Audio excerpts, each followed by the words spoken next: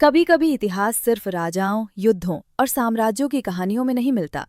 कभी इतिहास छुपा होता है एक आम इंसान के साहस में।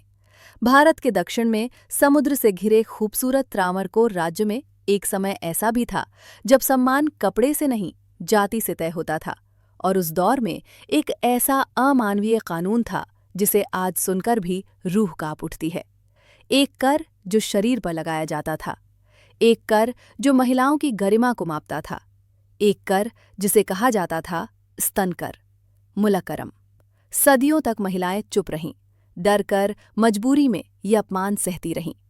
लेकिन एक दिन एक महिला ने तय किया कि वो झुकेगी नहीं, वो चुप नहीं रहेगी, और वो अपनी आवाज से नहीं, अपने बलिदान से इतिहास बदल देगी। उसका नाम था नांगेली। आज की कहानी सिर्फ इतिहास नहीं है, ये दर्द भी है, विद्रोह भी है, और स्वतंत्रता की उस कीमत का स्मरण भी जो कभी खून से लिखी गई थी।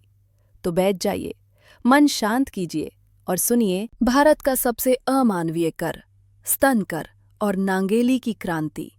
हवा में नारियल के पेड़ों की हल्की सरसराहट थी। समुद्र की लहरें किनारे को छूकर जैसे कोई पुराना गीत गा रही थीं।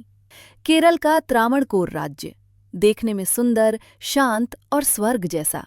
लेकिन जैसे चमकदार तालाब के नीचे कीचड़ छुपी होती है, वैसे ही इस राज्य की खूबसूरती के पीछे छुपी थी एक कठोर और निर्मम सामाजिक व्यवस्था, जाति व्यवस्था। यहाँ समाज दो हिस्सों में बटा था। ऊपर बैठी ऊंची जातियां और नीचे दबे कुचले लोग, जो केवल इसलिए नीचा समझे जाते थे क्योंकि वे एक खास जाति में पैदा हुए थे। उसी समय समाज में एक और अजीब कानून था, एक ऐसा नियम जिसे सुनकर आज किसी का भी मन दहल जाए। निचली जाति की महिलाओं को अपने शरीर को ढकने की अनुमति नहीं थी, खासकर अपने स्तन ढकने की भी नहीं। क्यों? क्योंकि कहा जाता था सिर्फ ऊंची जाति की स्त्रियों को ही सम्मान मिलता है, बाकियों का शरीर सम्मान के लायक नहीं।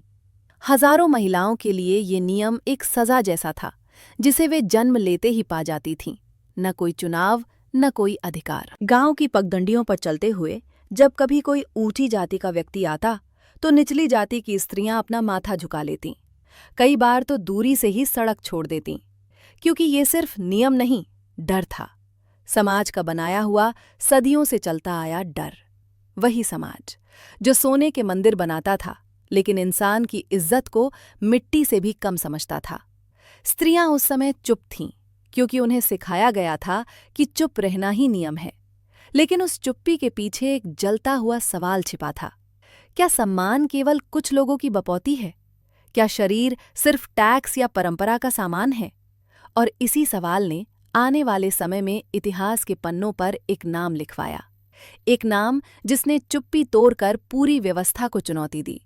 उसका नाम था नांगेली। त्रावणकोर की चमकदार दीवारों और राजमहलों के पीछे एक ऐसा कानून छुपा था जिसे सुनकर आज भी रूह कांप जाती है। उस कानून का नाम था मुलक्कारम, स्तन कर।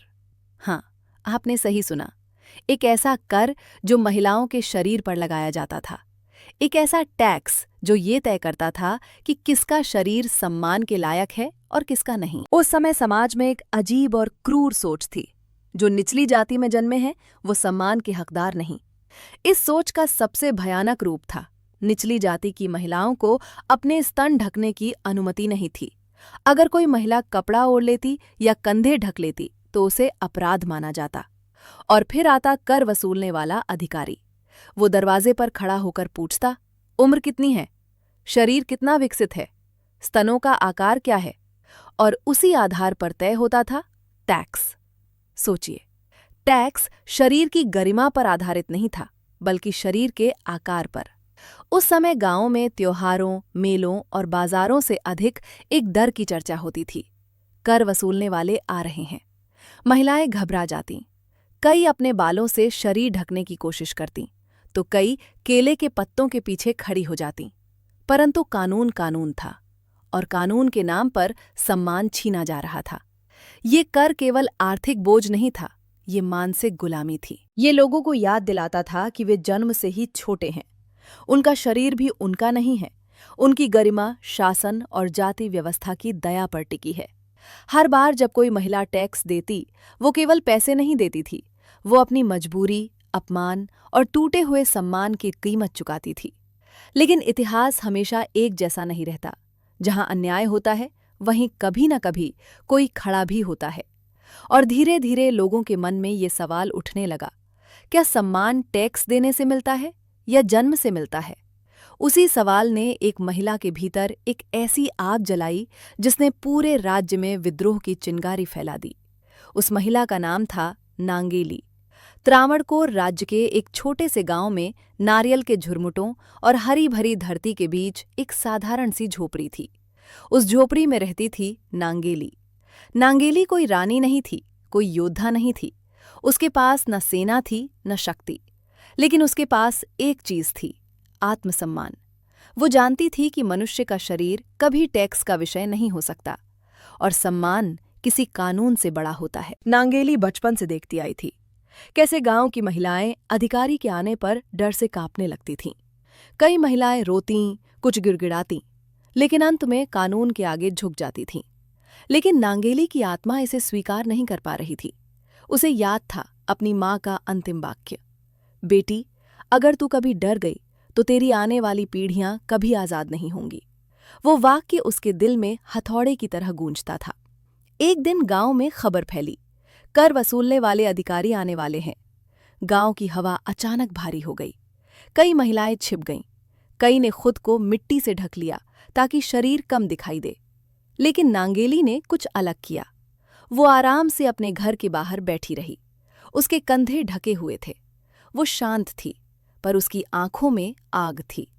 थोड़ी देर बाद धूल उड़ाते हुए कर अधिकारी उसके दरवाजे तक पहुंचे। उन्होंने एक कठोर और अहंकारी स्वर में कहा, नांगेली, शासन का नियम सब पर लागू होता है, तुम्हें मुलक्कारम देना होगा। नांगेली ने बिना डर के उत्तर दिया, न मेरा शरीर तुम्हारा है, न सम्मान तुम्हारी देन, मैं कोई कर नहीं दूंगी। अधिकारी हंस पड़े। उनकी हंसी में अहंकार था, जैसे कह रहे हों, तुम जैसी औरतों का विरोध कोई मायने नहीं रखता। उन्होंने धमकी दी, कर नहीं दोगी तो दंड मिलेगा, अगर ढकना चाहती हो तो टैक्स दोगी। नांगेली ने धीरे से कहा, ढकूंगी भी, पर तुम्हारे नियमों के लिए नहीं, अपने सम्मान के लिए। और फिर उसने वो कदम उठाया जिसने इतिहास का रुख बदल दिया। कहानी यही नहीं रुकती। अब आने वाला अध्याय सबसे भावनात्मक और ऐतिहासिक क्षण है। कर अधिकारी नांगेली के सामने खड़े थे, अहंकार से भरे हुए। उन्हें पूरा विश्वास था कि एक साधारण महिला, वो भी निचली जाति की, उनका विरोध नहीं कर सकती। पर वो दिन इतिहास का सबसे साहसी दिन होने वाला था। नांगेली उठी।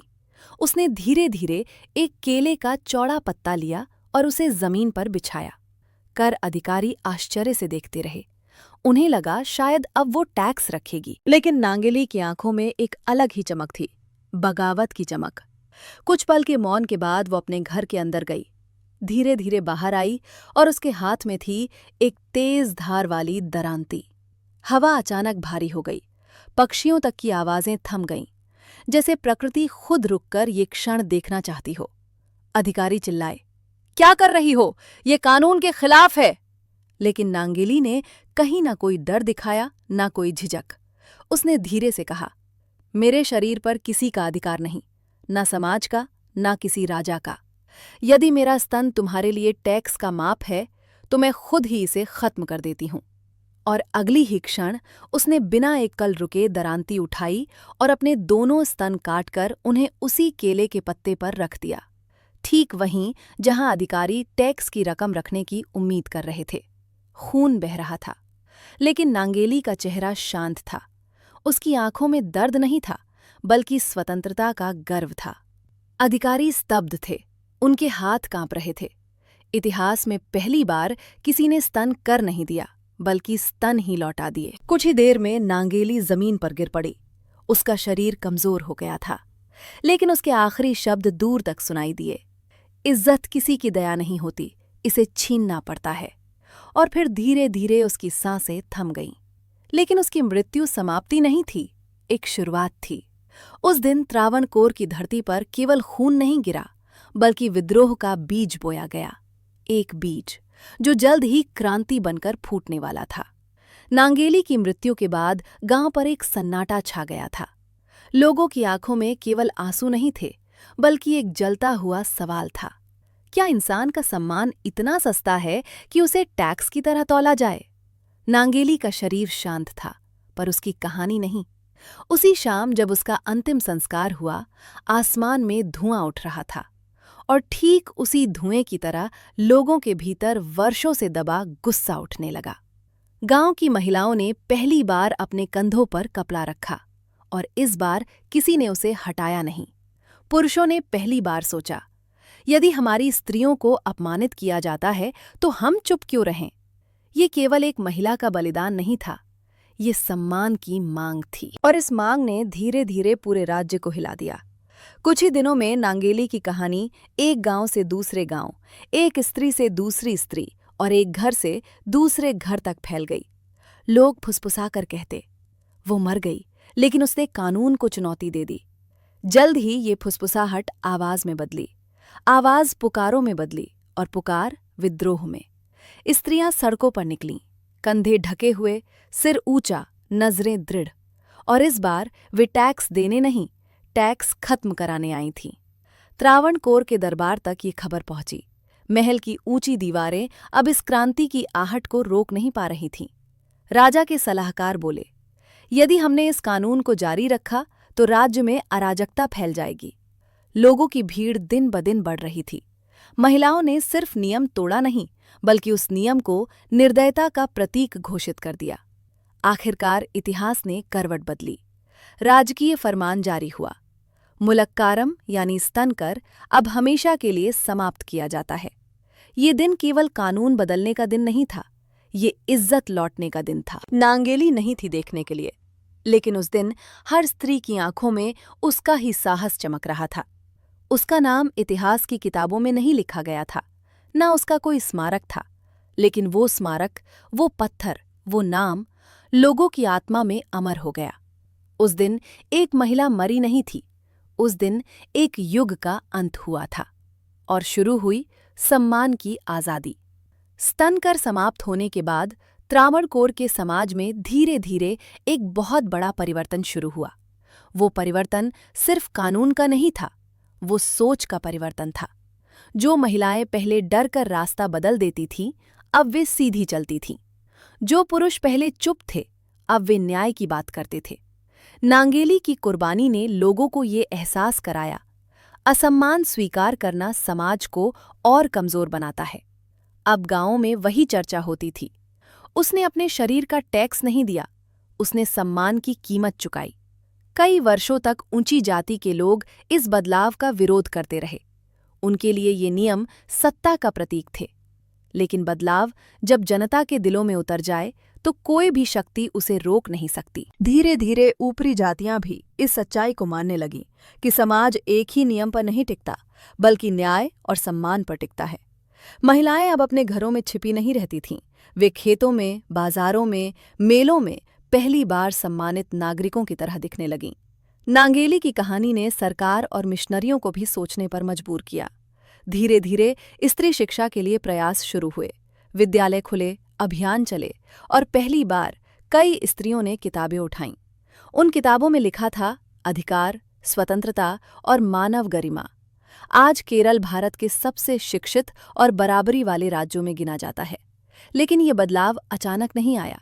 ये बदलाव शुरू हुआ था एक महिला की चुप्पी को तोड़ने से। नांगेली ने सिर्फ विरोध नहीं किया, उसने भविष्य बदला। उसकी कुर्बानी ने एक पूरी पीढ़ी को आवाज दी।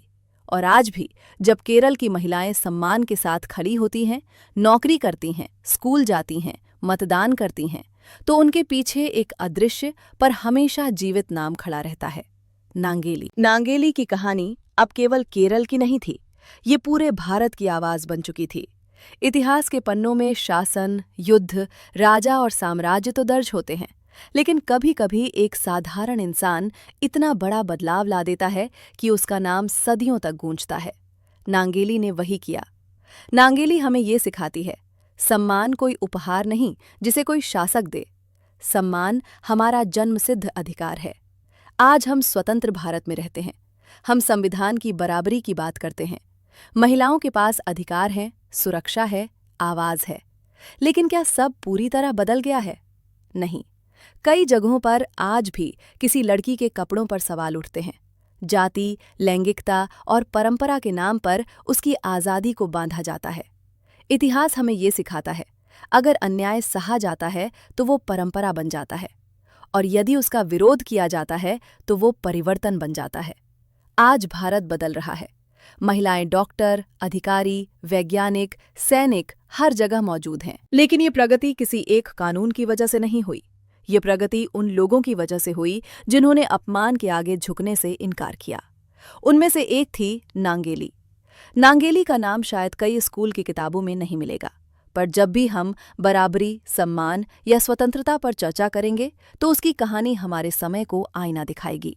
उसका बलिदान हमें बुलाता है, चुप मत रहो, जो गलत है उसका विरोध करो, क्योंकि इतिहास उन्हीं का होता है जो डरकर नहीं, साहस से जीते हैं। ये कहानी केवल इतिहास नहीं, ये चेतावनी है, ये प्रेरणा है, और ये याद दिलाती है कि एक आवाज़, एक निर्णय और एक साहसिक कदम पूरे समाज को बदल सकता है। अगर इस कहानी ने आपको सोचने पर मजबूर किया तो इसे ज़रूर शेयर करें। और अगर आप ऐसी अनसुनी, अनकही और दबे हुए इतिहास की कथाएं सुनना चाहते हैं, सरल इतिहास को सब्सक्राइब करें। बेल आइकन दबाना मत भूलिएगा, ताकि हर नई कहानी सबसे पहले आप तक पहुंचे। नांगेली एक नाम नहीं, वो प्रतिरोध का प्रतीक है। और इतिहास कहता है, जो खामोशी तोड़ते हैं वही भविष्य लिखते हैं।